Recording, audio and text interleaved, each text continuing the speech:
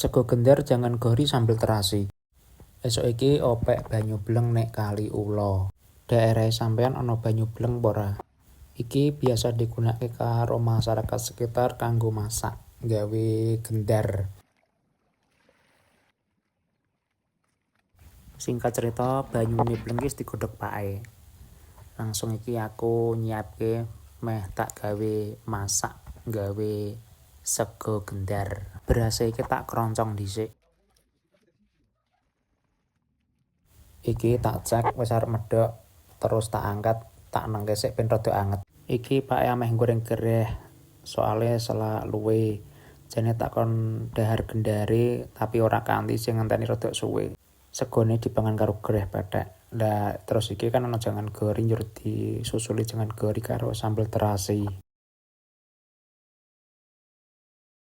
Soale entes bali saka sawah dadi yo luwe sore iki. Sing rampungke sing babat lah sesuk Senin iki ameh disemprot sukete engko sing nyemprot yo karo aku. Rampung sing dahar pake langsung ngewangi nyuguhke geni iki. Iki nglanjuti aku sing adang sego gendare mau.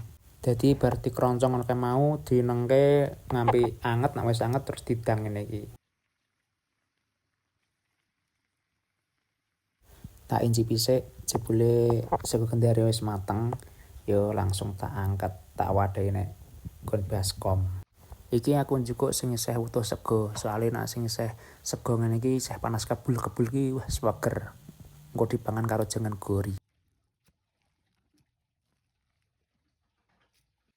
Baskome wis kebak, iki langsung tak tutu. Ditutu ngampe madeg. Sing nutu gendar wis rampung, gage-gage maem karo sego gendare mau.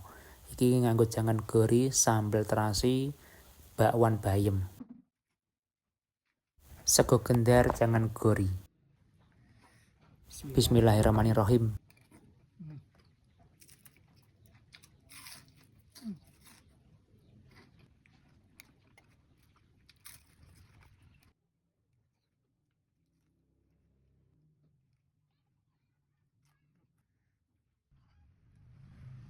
Matur suwun sing sampun mampir teng video kula.